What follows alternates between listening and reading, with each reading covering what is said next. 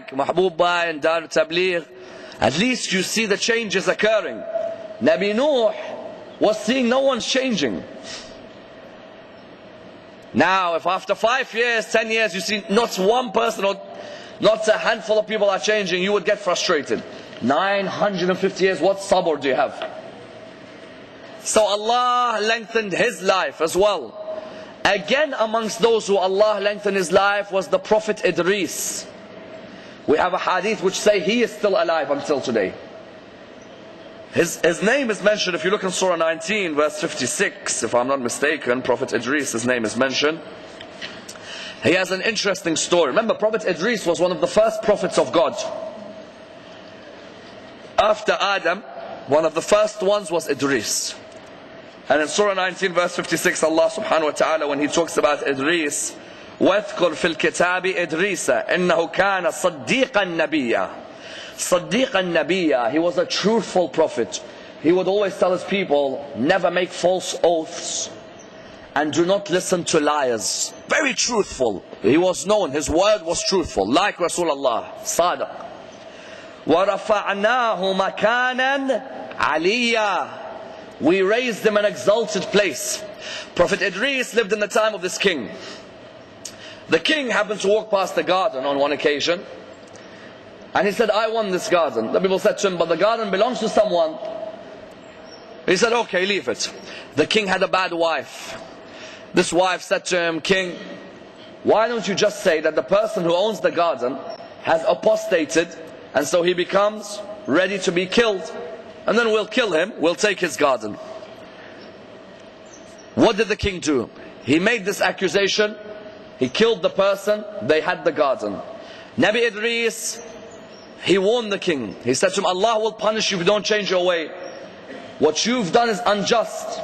The king said, if you don't remain quiet, we'll kill you as well. When Allah subhanahu wa ta'ala heard this, he made sure that the punishment affected the king. And Nabi Idris had also said, he said to the wife of the king, because of what you've done, one day the dogs will all encircle your body and eat you. She said, keep your dogs to yourself. The dogs eventually encircled her body and ate her. Nabi Idris, because the people were arrogant against him, Allah did not allow rain to enter their town. And when he was destroying the town, he told Idris, go and stay in the mountain. We will look after you. He used to send him food from Jannah to look after him. Eventually, when the people realized that because they had rejected Idris, that they weren't receiving any rain, they all done a joint tawbah together. But Nabi Idris, according to the hadith, Allah took him into the heavens. According to the hadith. So therefore there is a number of people in the Quran who Allah lengthened their lives. Not only lengthened their lives, when He wanted to, He took them into a ghaiba. Khidr, we can't see him, but he is with us. For example, Idris is with us. They say Prophet Dhul Kif is with us. Yunus could have been in a belly of the whale. That's a completely different world, but it's still with us. Someone asked our Imam about the 12th Imam. How do we comprehend him not being with us? And the Imam replied, he is like Prophet Yusuf and his brothers. Yusuf's brothers, they hadn't seen him for a long time. When they came and saw him, did they recognize him? No. Did he recognize them? Yes. Because they didn't recognize him, does that mean he didn't exist? No, he existed. But their eyes couldn't recognize him, but he could recognize them. Therefore, the 12th Imam of our time, he is in ghaiba, yes, and Allah has given him a lengthy life, yes. Why the lengthy life? It's because He wanted him, number one, to witness every happening, so that when he appears, anyone who asks him a question about any of the ideologies in history, he can answer.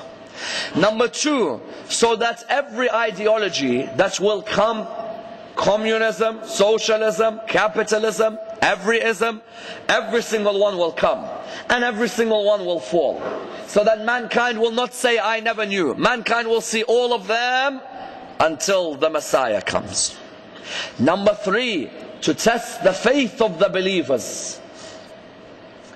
Because 6th Imam says, the followers of the last of us are the greatest followers, because they believe in a man who they cannot see. Because if I was with sixth Imam, I'd see his face, I'd believe in him straight away. Although I sometimes even doubt that if you saw Imam al-Hussein and you left him alone in Karbala, the human being can be a low being. But let's just say, if we had seen Ahlul Bayt, let's just hope we would have been those who, if we had seen them, we would have definitely followed them. Sixth Imam says that the followers of the 12th Imam are the greatest followers, because they believe in a man they cannot see, but they have the yaqeen that he'll help them.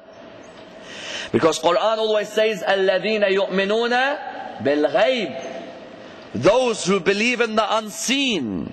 The unseen is not just believing in Allah, but believing in 12th Imam. We can't see him, but we believe that he is definitely with us. That's why when you look in the stories in hadith or in history, you find that some of our greatest ulama had the pleasure of meeting our Imam, and that he would serve them whenever they needed his help.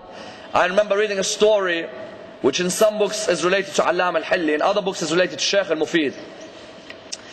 It's narrated Shaykh al-Mufid, on one occasion, someone came to him and said to him, Shaykhuna, my wife is dying and she is pregnant. What do we do? Do we bury her when she dies? Shall we give birth to the child, or should the child die while he is in the womb? Shaykh al-Mufid said, no, you let the child die while she's in the womb. And the man went. Shaykh al-Mufid went. A few years later, a man came towards Shaykh al-Mufid with a 4-year-old son. He said to him, Shaykhuna, do you remember me? He said, no, I'm sorry, tell me who you are. He said, don't you remember my wife, she was dying, the child? It is because of your blessings that the child was born. Shaykh al-Mufid is looking at him thinking, I gave the ruling that the mother and the child should die together. What do you mean it's because of my blessings? He says, then who was the man who came to us on the white horse wearing the green cloth, who said to us that I have come on behalf of Shaykh al-Mufid, he has changed his decision and asked me to come as a messenger to tell you? Shaykh al-Mufid knew straight away that it was the 12th Imam who had come and helped him. That the ruling Shaykh al-Mufid had given on the issue was wrong, but that the 12th Imam was protecting him. So that when he gave this ruling, he came and he told the person, Shaykh al-Mufid has changed his mind. He says, your wife dies, but make sure she gives birth to the child. Therefore you find that in history, the doors have been opened for the followers of Ahlul Bayt, for them to receive guidance from the 12th Imam. And the reality is that the more yaqeen a person has in the 12th Imam and his ghaibah, and removes the skepticism, the closer the time will come for his return. We pray to Allah subhanahu wa ta'ala with the following dua. Bismillah ar-Rahman ar-Rahim. Allahumma inna narghabu ilaykum fi dawlatin karima tu'izzu biha al-Islam wa ahlahu wa tudhillu biha an-nifaq wa ahlahu wa taj'aluna fiha min ad-du'ati ila ta'atik wal qadati ila sabilik wa tarzuqna biha karamata ad-dunya wal akhirah. اللهم ما عرفتنا من الحق فحملناه وما قصرنا عنه فبلغناه. Inshallah, tomorrow we'll begin, and I request everyone to bring their Qur'ans with you, because tomorrow we're not going to flick through the whole Qur'an. Inshallah, we begin with the dialogue between Luqman and his son, verse by verse. Okay? Wassalamu alaikum wa rahmatullah.